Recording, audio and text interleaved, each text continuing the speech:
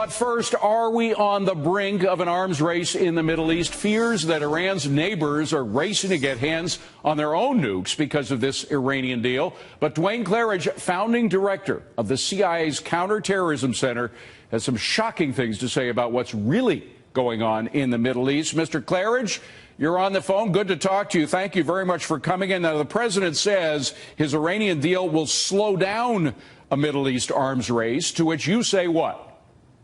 This is simply another foolish assertion of Obama. He must think that the majority of the Americans are as ignorant as the Americans who vote for him.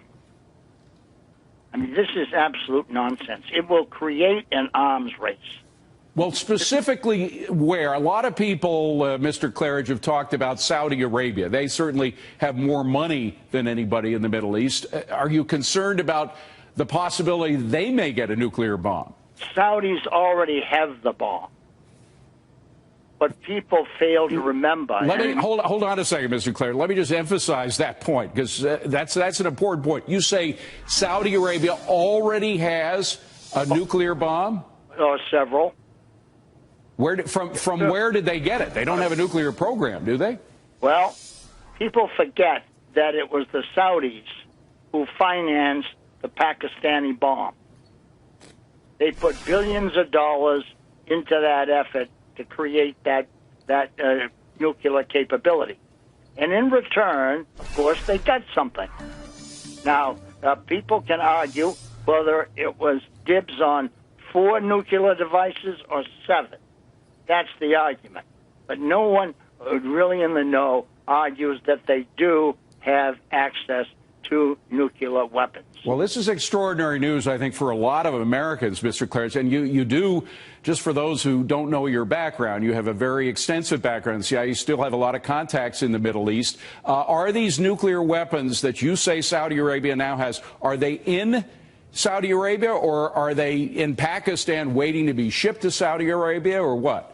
I can't answer that question. But what I can say is that people argue whether the Saudis could actually deliver the weapons to Iran. I say they could.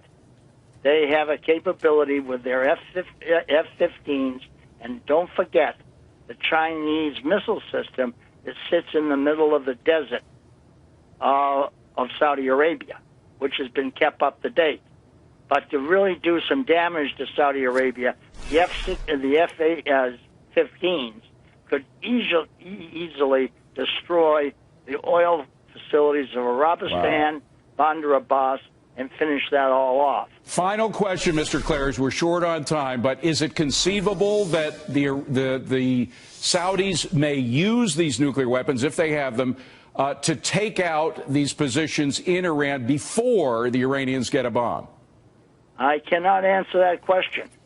But I think if you sit around some evening on your patio with a fine glass of vintage port and a fine cigar, you may be able to come up with the answer yourself. All right. Duane Claridge, a legend in the CIA. Duane Claridge, thank you very much for joining us now.